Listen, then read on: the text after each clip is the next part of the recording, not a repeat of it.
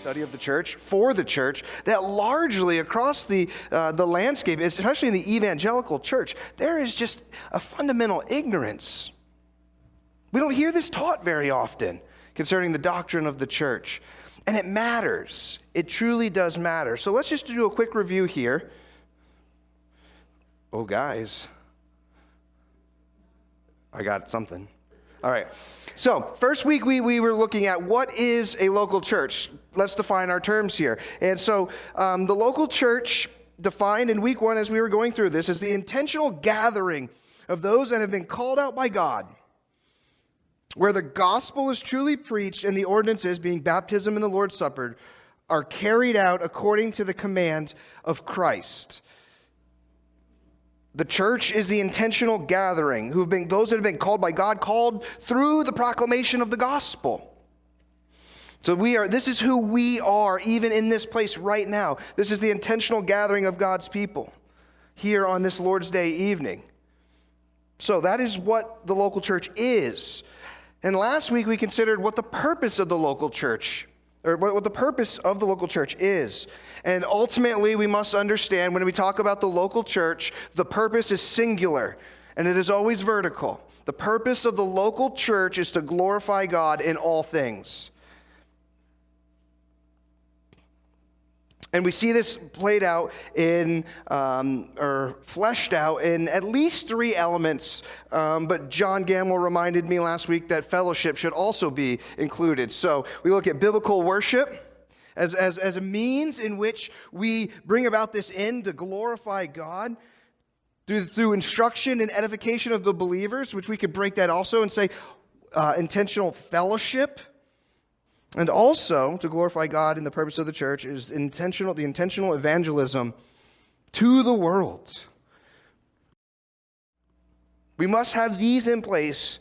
And again, there's so many categories that can go underneath of these main things. But this is the means in which we work towards our end. And our end is the glory of God in all things that we do. We gather for the glory of God. Christ came, lived, and died for the glory of God. We are benefactors, but ultimately all things, for from him, through him, and to him are all things. To him be the glory forever. Amen. So this is just by way of review. And now I want to take, and I'm not going to apologize for this, but you're going to get an information dump tonight. And I want to talk about some very important matters when we think about the local church. And so tonight's main thrust is church government, is the officers of the church, and the ordinances of the church. But before we jump in there, we need to talk about a few things. Convictions, and preferences. And so I want to define this. This is the way that I, in my own mind, start to give tiers to certain doctrines. Okay? And some people can refer to first-tier doctrines, second-tier doctrines, and third-tier. And so I like to look at it as capital C convictions, okay? And then lowercase c convictions, and then our preferences. So we need to categorize what we're talking about tonight. And feel free, again, if you need clarity, and just raise your hand, whatever, speak out. I'm fine with it. Interruptions are great. So when we talk about our capital C convictions or our first-tier doctrines, these are the things which I would also encourage you that these are small list. Keep this list very small. But what are the fundamental essentials that we must agree on? The gospel, the Trinity, the necessity of new birth. These are the things where we can say we are believers. We can have fellowship with one another because we agree on these things. The fundamental, these absolute essentials, capital C convictions. You might think there might be 1 or 2 other things on there. As I've grown as a Christian, my capital C convictions actually started to get smaller. You know, I thought like all these things, like we can only have fellowship if we agree on this and this and this and this. I lived in a cage stage and I realized that, sometimes you got to grow up out of that. And so my convictions, we must agree on the gospel, the Trinity, the necessity of the new birth. Then what would we categorize as what we would call lowercase c convictions?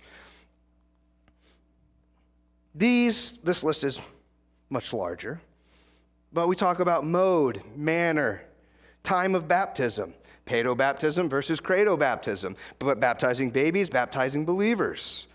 Regenerate church membership. Meaningful membership. Calvinism, Arminianism, hot topic issues there. Regulative principle, normative principle. Do you believe in the continuation of spiritual gifts?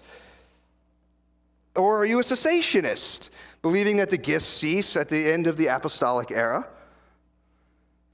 Are you a dispensationalist, or do you hold to covenant theology? Inerrancy, that's another one. Polity. Anybody know what polity is? Government. Good. We're talking about it tonight. So, but these are what we would categorize as lowercase c. So this is the area where we might not agree with other brothers and sisters on, but we're not going to say you're a heretic or you're not a Christian because you don't see this way. My mentor is a Presbyterian. We do not see eye to eye on baptism, but he's my brother in Christ. So you find yourself in the lowercase c convictions. You tend to want to be in a church where you agree on these things. You want your church body to agree on this. Your capital C convictions are who you will call a brother in Christ. You see, Mormons want to be called Christians, but they're not, because we fundamentally disagree on capital C convictions. But your lowercase c or your second tier items. Okay, I might not be in that church. I might not be a member of that church because they believe these things. This is the way they read their Bible and understand it. But I can also realize that that's my brother and sister in Christ. And I can be gracious towards them as they would be gracious towards me. And if you're close with them, you can have some friendly banter. One, though, a question there. And I put in there, inerrancy. And I want to know the thoughts here. Does inerrancy, talking about the inerrancy of Scripture, is that a lowercase c conviction? Is that a capital C conviction?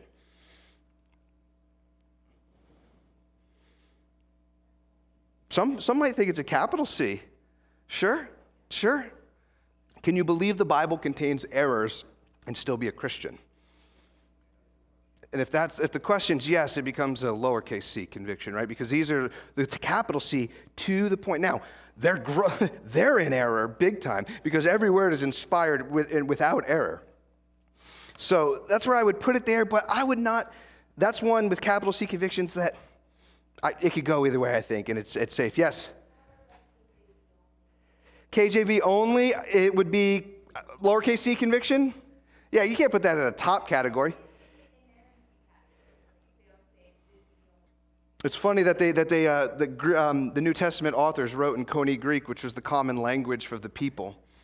That was really postulated by B.B. Warfield too, and the Princeton guys, where they were talking about inerrancy in the original autographs, right? But again, that was just, I don't want to sidetrack on inerrancy, but sufficiency of Scripture. Oh.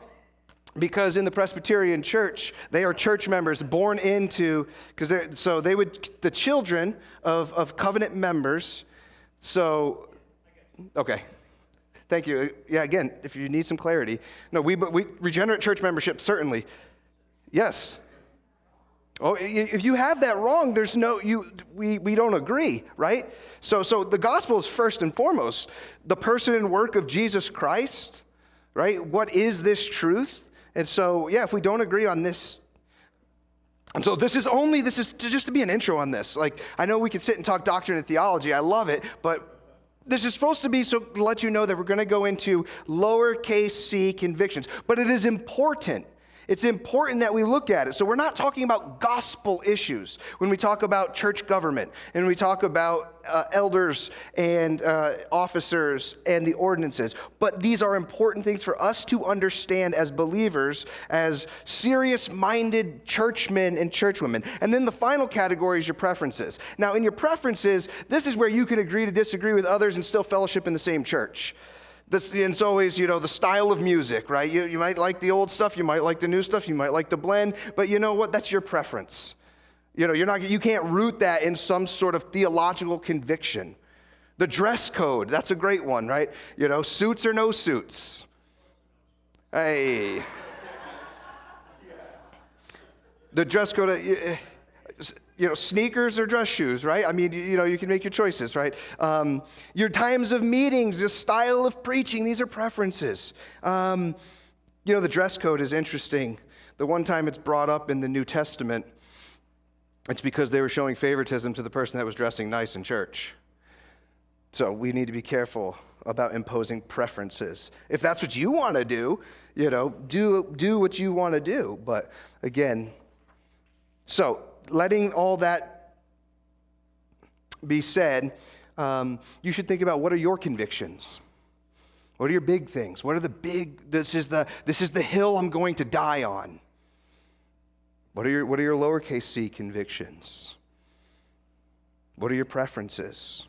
And oftentimes what tends to happen is we flip our preferences with lowercase c convictions.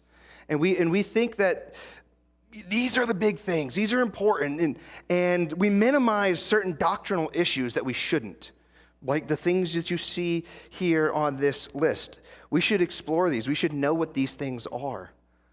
We should seek after, and that we would be equipped. Oftentimes, one of the digs I hear from people out in the world is that Christians are ignorant. And I think that's an unfair assessment, but in some cases it's true. And that we should know these things. We should be able to communicate with people. I think about Paul when he goes to Athens, right, in Acts 17. He's able to talk to the people. He knows, he's intelligent, he's great, he has knowledge. And knowledge is important, that we can use that to, again, evangelize, that we would be able to share the truth of Christ. So let's move into our church topics for tonight of polity. As Stephanie rightly said, this is government. I've lately been posing a question on Tuesdays on my Facebook that really relate to what we're going to talk about. I'm not necessarily asking the question because I need clarity, but I'm asking the question to have a conversation, and I'm asking the question to see what people think. And it's interesting. I enjoy the interaction during the week as people will write on the feed about their thoughts of church government, what it is, what it isn't, why we should have it. And it's also funny to see all the various views. So polity. What is polity? It's church government. Why is it important? Well, because the Bible says what we should do. There are three main forms of church government when we talk about this, how the church is structured. The three types are Episcopal, which is more archbishop type rule. There's Presbyterian, which is elder or session rule. And then there's congregational, which is a congregational rule. And throughout church history, these have been the three main ways in which the church has been governed. Let me give you a visual here so you can look and see. I didn't make these. I found these on the internet, and they're about right. So this is the Episcopal form of church government. You see, it has kind of a top-down approach. Authority is all at the top there. And you have an archbishop over a group of bishops, the rector, which would be another name for pastor or priest, down to the congregation. Can you think of any types of churches that operate from this form of government? Methodist, Roman Catholic. Thank you. The Anglican Church, yes. This model is rooted kind of with this idea that Titus kind of served as this bishop or maybe archbishop-like thing. And as Titus, in Paul's letter to him, he's appointed to go around and appoint elders over congregations. So this model comes from looking at Titus in this way, holding this maybe extraordinary type office, or this office of bishop or elder. This word is the word Episcopal. Well, we'll get to that in a minute. But this is one form of church government. Actually, this is the oldest form of church government. This form of church government has existed way longer than any of the other two forms. Here's a Presbyterian model. What you have here is this: you have a general assembly to a presbytery, which a presbytery is a group of elders in a certain location, regional. to then your session of elders, which are the plurality of elders that rule over a congregation, and then your congregation here. This form of church government is modeled really after Acts 15, where you see there they have this question, what should we do with Gentile inclusion? And so present at Acts 15 at this Jerusalem council, you have elders, you have apostles, you have representatives from another church. And so this idea, this form of church polity, not solely there, but that's one proof text for Presbyterianism, or the Presbyterian model. Then you have the congregational model, which is a congregational rule, where you'd see congregation over senior pastor, church council, officers. The difficulty here is there's not really one size fits all when it comes to congregational. This is a model, but congregationalism has taken various forms throughout the centuries. Thomas Goodwin and John Owen were one of the first Congregationalists. Jonathan Edwards was a Congregationalist. The Savoy Declaration, which was written just about 15 to 25 years, I think, after the Westminster Confession, is the Congregational Confession. And there's various texts for this. 1 Corinthians 5, that text where the man is in sin,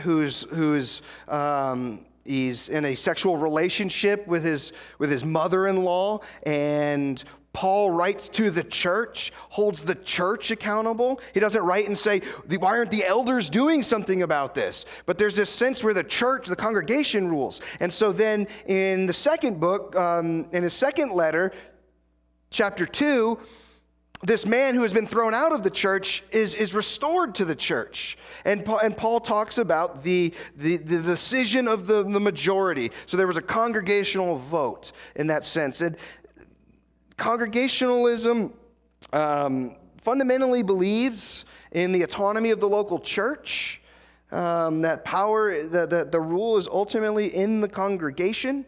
So these are the three major forms of polity. Now, here comes the quiz. What is Quidnesset Baptist Church? Congregational? Presbyterian? No, Baptist Church? Episcopal? We could probably rule out independent, certainly. So we'd have to rule out Episcopal, right? We certainly, there's no bishops or archbishops or anybody presiding. But what are we? What are we? Yes, we are unique. And what I believe, and my convictions right now, is the closest biblical polity that I see in the Bible. Oop, backwards. I want to go forward. We have a hybrid approach.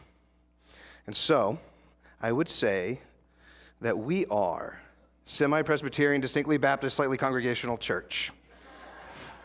We are Quidnesset, semi-Presbyterian, distinctly Baptist, slightly Congregational church. So we should change our name from QBC to QSPDBSCC, right? Good thing we're only slightly congregational then. So what do I mean by this? Yes, it's humorous, but let's break this down so we would understand who we are. How do we operate? Because this is ecclesiology for the church, but it's for us to understand who we are. So, what the distinctions of Quidnesset Baptist Church? There's elder rule in our church. In elder rule, this takes on this is that semi-Presbyterianism. But there is no General Assembly or presbytery, but there is a plurality of elders. This is adopted from the Presbyterian model. But when we say that we are distinctly Baptist, this means we believe in regenerate church membership and believers' baptism. These things are important. This is what the Bible teaches. And so we hold to this with conviction, lowercase c, but this is our conviction. And so this is our distinct Baptist heritage. And also, We believe, someone said it, independent. We believe in the autonomy of the local church. We hold to congregational affirmation. Every year, we would put elders in front of the church to be affirmed. We affirm the budget. In our bylaws, we vote on our pastors. It's 90% to vote in a senior pastor. It's 80% to vote in an assistant pastor. So this is where we have this congregational, and ultimately, at the end, the congregation can vote out as well. So the congregation has the authority there. So but our form is elder rule, or it's either strongly elder-led. And there's biblical merit for that as we work through this. So why is it important? Why is it important to talk about this? There has to be structure. God gave us structure. You know, you read through your New Testament, you have the history of the implementation of the new covenant through Jesus, and then you have the aftermath. What happens afterwards? It's the church. It's the structure of the church. It's living out the new covenant. And how do we do this? We do this through our structure, but not just that. You know, there's a trellis and vine, you know. The structure is there to support the mission. The structure is there ultimately to accomplish the purpose, the glory of God. And every church has a polity. Every church has a polity. Just like everyone has a creed. Some people, they no creed but Jesus. Well, there's your creed, right? Everybody has some sort of structure. What are some antonyms for polity? If we didn't have this, what would we have? Anarchy, chaos, lawlessness, revolt, revolution, disorder, rebellion, mayhem, misgovernment, and pandemonium. There needs to be some order. Why else is this important? We don't want chaos. So we would know our role as members and know the responsibilities of our leaders as well. And so here's some proof text for you to consider. I'm just going to send these all out. You want to take a picture, you want to write these down, I'll give you a minute, but I'm not going to explain every one of these. But if you're wanting to take a deeper dive and look at texts concerning polity, and these are many there for you to help you in your understanding. Matthew 16, you know, Peter gives this great confession. Here is, and Jesus on this rock, you know, I will build my church, gives him the keys. Matthew 18, church discipline. Acts 6, I'm doing it, but I said I wasn't. Acts 6 is, you know, the proto-deacon appointment. Acts 11, hey, this is why there's no apostolic succession. Gene was talking a little bit, I heard that, I think, this morning. But when James dies, they don't appoint another one. Just kind of continue through that. You can see Acts 15, it's the council. Acts 14, the appointment of elders, and so forth. And then obviously the pastoral epistles, qualifications of leaders. 1 Timothy 5:17, why you should pay your pastor. The elder that rules is worthy of double honor, who labors in teaching and preaching. And so some various texts there concerning polity. And I encourage you to take a dive into that in a study as you can. So, the officers of the church. We talk about the form, and one of the first forms that we talked about is having elder rule. What are the officers? Who are the officers of the church? I don't need names, just the title. Elders, pastors, deacons. Anyone else? Anything else? No. There is no text in the Bible that talks about youth pastors, okay? We have made that up. Trustees? Trustees are kind of like youth pastors. You kind of need them, but, you know. Teachers? Elders and deacons primarily. And this can take on different forms. So let's take a look at who are elders and deacons when we talk about the officers of the church. Well, let's first start and consider elders. There are 3 words found in the New Testament that describe one type of person. You have the first one there, which is presbytos. That's where we get the word elder. You have poimen, which is shepherd or pastor. And you have episcope, which is bishop or overseer. Can you see where now these forms of government are coming from? Presbytos, elder, episcope, Episcopalian, Presbyterian, poimen. These three words found in your New Testament describe one office. When Paul would write to Timothy in 1 Timothy, he would say, if anyone aspires to the office of overseer, if anyone aspires to be an episcope. But then to Titus, he's writing the same qualifications, and then he tells him to appoint presbytos, elders. It's the same office.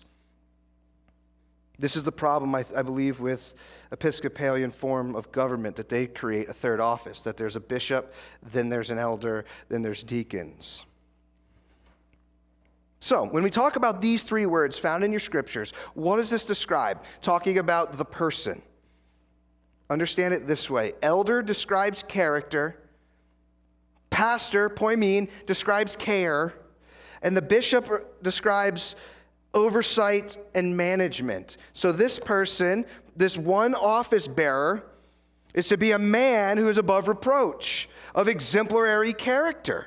When you read 1 Timothy chapter 3, verses 1 through 7, Paul gives the qualifications of what this person is to be like. I want to just let you know that list is not exhaustive. And also, when you consider 1 Timothy chapter 3, why don't you turn there and we'll just read this quickly. 1 Timothy chapter 3, verses 1 through 7. Paul says, the saying is trustworthy. If anyone aspires to the office of overseer, he desires a noble task. Therefore, an overseer must be above reproach, the husband of one wife, sober-minded, self-controlled, respectable, hospitable, able to teach, not a drunkard, not violent, but gentle, not quarrelsome, not a lover of money. He must manage his own household well, with all dignity, keeping his children submissive. Every time I read that verse, Oliver just pops into my mind.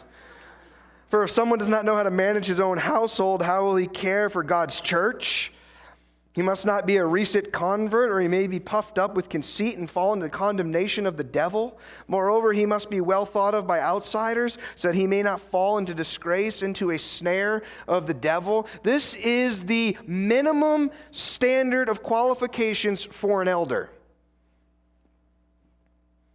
If an elder does not meet these qualifications, he's disqualified.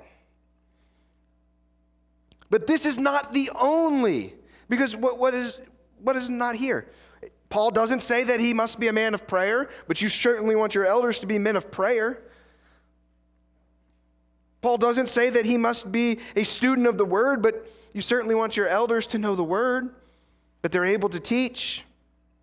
And so when we think about this, these are the qualifications. This is the character of the man. We like to use the title pastor. That's very Baptist of us. And yes, we even use youth pastor, which is very, very Baptist. But do you know, when we use that term, pastor, it's only used one time in the New Testament as a noun. It's almost always a verb. It's about doing. Ephesians 4, where Christ gives to his church shepherds or pastors and teachers. That's where you find it as a noun. The work of the elder is to be pastoring. And so I hope you can see what I'm getting at here. All your elders are pastors. All your pastors are elders. Your elders also do the work of a bishop, providing oversight, management of ministries. This is the way the Baptists work. We have our lay elders and we have staff elders, and we tend to call our staff elders by pastor, which is totally fine. It's fine. That's our culture. That's okay. There's nothing wrong with that. And we call our lay elders elders. But in reality, they're all pastors. We just like the guy that we pay and the guy that we primarily put up here to preach every Sunday. He's our senior pastor. We make up that title, which is totally fine. But it describes him and his role. So yeah, call him pastor, or you can call him Elder Jim. I don't think he likes that. But you can also call Bob Pastor Bob. Gene's a pastor. It doesn't feel right. We're cultured. This is the way we do things. But I'm just letting you know that the term is interchangeable, right? But the Baptist way is to refer to our primary preaching and teaching elder as pastor. Yes, Ernie. Yes, sir.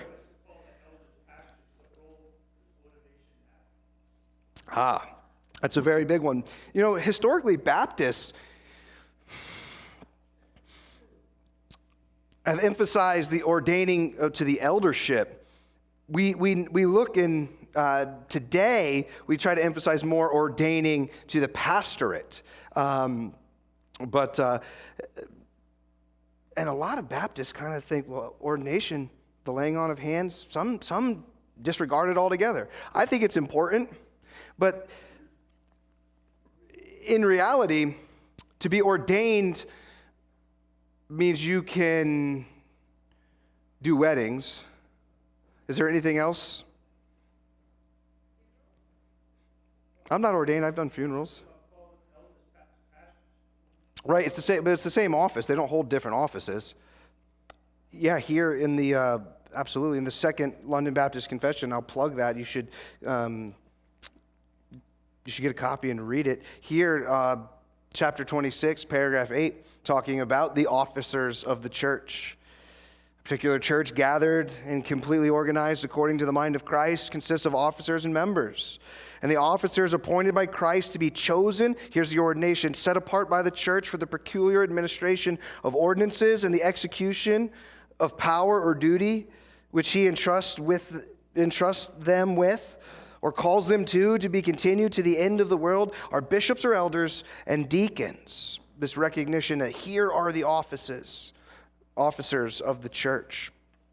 So when we talk about this, your elders, qualified men, husband of one wife. Notice it is not wife of one husband. It is qualified men. Given to the church by Christ, as Sharon stated there. That elders, pastors, are gifts to the church from Christ. Churches don't make pastors. Churches don't make elders. It is important that a church is discerning and recognizes who those men are. They're entrusted to lead, equip, and shepherd the flock of God in a certain location. Pastor Jim, as an elder in this church, has his authority in this local church. If he went and visited another church, he's not an elder in that church. But the eldership is in the specific location. And what we see here when we talk about elders in the biblical model that you will find in Scripture is that it's a plurality of elders. Titus is told to go and appoint elders. In Acts 20, Paul meets with the Ephesian elders. When Peter writes and tells the elders to pastor, I mean, literally, that's what he says there in 1 Peter 5. He's talking to the elders among you in plurality. And primarily, what is an elder pastor's responsibility? As a teaching ministry, right? You notice here when in 1 Timothy 3, what is the one of the qualifications that separates an elder from a deacon? Paul says they must be able to teach, apt to teach. Shepherding, pastoring, authority and oversight over membership, discipline, modeling ministry. Now here's a question. When we think about our pastors and elders, primarily, as the Scriptures describe their job function, it's to equip the saints for the work of the ministry. So do we hire people to do ministry, or do we hire people to equip the congregation to do ministry? It's very important. We don't need a doer, we need equippers that model by doing. So your pastors, your elders, they equip the church, but also as church members themselves, they do ministry. They're involved as well. So here's your elders. What about deacons? What are deacons? Servants? Quite literally, yes, with the word. Hey, that's a good answer, brother. That's a really good answer. As you see that modeled in Acts 6, right? The proto-deacons, where the apostles need to devote themselves to the ministry of prayer and the word, but people are being neglected, so they appoint the deacons. 1 Timothy 3, 8 through 13, you see the qualifications of the deacons. Do we have deacons here? We certainly do. We certainly do. It's a ministry of service and mercy. Quite literal word, the diakonos, means servant, deacon, deaconess, minister. You know, it can be written in the masculine form or the feminine form. The way the word is, when Paul writes of Phoebe in Romans 16, he calls her a deaconess. Your ESV will translate it as servant. But I want us to understand something here when we think about this office. We are all called to be deacons. We're not all called to be the office bearer of deacons, but we are all called to be deacons in action. Paul refers to himself in Ephesians 3:7 as a deacon. He was a deacon of the gospel. It's translated in the ESV as minister. But he's a servant of the gospel. He's a servant of the church. And he labors for the church.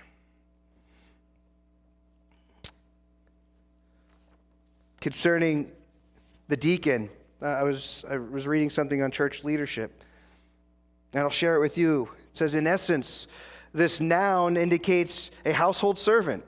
John 2, 5 through 9. Jesus presents the servant as the paradigm for his followers to embrace. To be a follower of Jesus is to serve Jesus.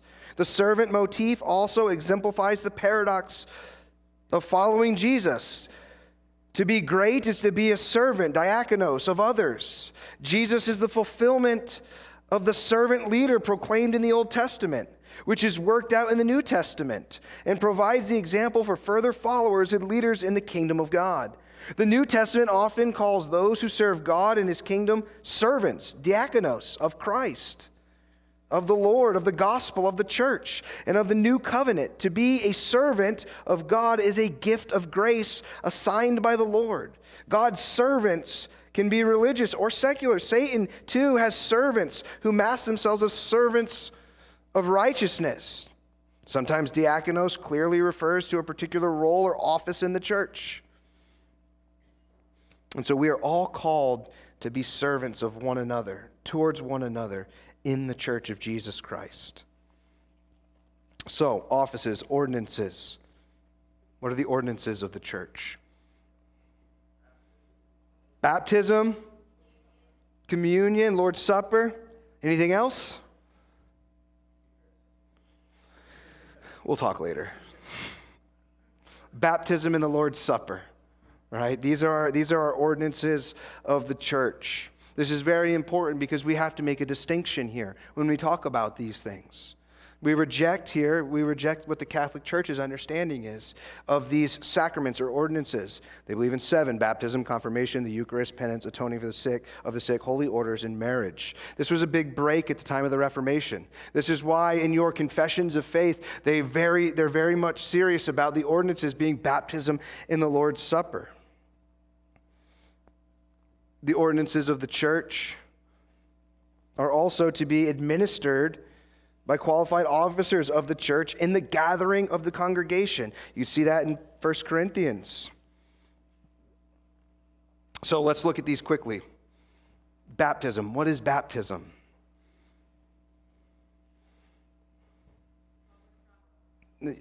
Absolutely, yeah. I like that, in public. It's not private. There's nothing private about baptism. It's the external sign of the new covenant.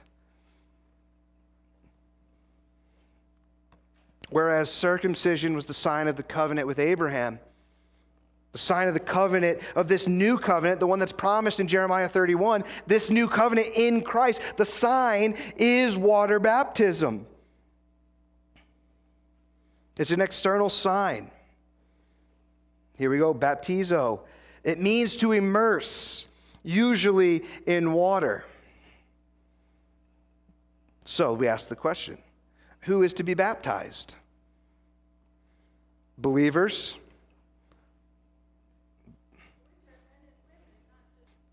And you're pointing at the old covenant where it doesn't translate over to the new. Absolutely. And this is why we don't look at the old covenant and say, that's the sign and seal, therefore that's why we baptize babies, whereas others in the Presbyterian church do. We recognize that we do not baptize babies, but we baptize believers upon a credible profession of faith. We are credo Baptists. That means your creed upon your profession, as opposed to pedo Baptist. I'll reference the Second London Baptist Confession of Faith, chapter 29. It says that those who do actually profess repentance towards God, faith in, and obedience to our Lord Jesus Christ are the only proper subjects of this ordinance. So we will baptize those who make a credible profession of faith in the Lord Jesus Christ. Which is different with the Ethiopian eunuch or Simon the magician. Yeah, make a profession of faith in the morning, be baptized in the evening. Or even some people are same day, spontaneous baptisms where you just come up and you answer 3 questions and you can get put in the tank. We need to be careful. We need to be very careful. Yeah, we should be careful with that because where we say credible profession of faith, we want to be sure. We can't always be sure, but I think we need to be careful. I don't think we look at Acts 8 as the paradigm for which, but let me say this. If you ever find yourself in a desert, if someone comes up to you reading the book of Isaiah and asks you some questions, and you find an oasis in that desert, maybe you can baptize them. But the difference, understanding what is descriptive and prescriptive. So in that situation, yes, ma'am. Oh, absolutely, it's in the Bible. When you read the book of Acts, we're going to rabbit trail. We need to understand what is being descriptive and prescriptive of in our interpretation of that. Do we take that and say that's a model in which we do that? Or do we see that also understanding some of these things were done in extraordinary times and under extraordinary situations? Yes, Ernie. It truly is. And we want to do well. And if the idea is like if we ask someone to wait, and that's going to be their deal breaker, then maybe we've not done necessarily a bad thing, And it's good to, one of the practices in the early church was they would have candidates for baptism, and they would catechize them for 3 years, and then they would baptize them. So they would have them come into the church, they would be there, they were referred to as the candidates, and they would go through. And so we just want to be mindful. We want to just be careful, I think. It's a small C. It's a small C. It's not a big C. It's not a preference, though. So it's worth talking about and having a healthy conversation. Okay, so when we talk, this is baptism. So we're at time. And we talked about baptism. I don't have, my application is at the end, but I'm not going to introduce something new at this time. So next week we'll pick up where we left off. We'll consider the Lord's Supper, what it is, various views throughout history of the Lord's Supper, who is to partake of the Lord's Supper, and then we'll jump into meaningful church membership and why it's important to be a member of a local church.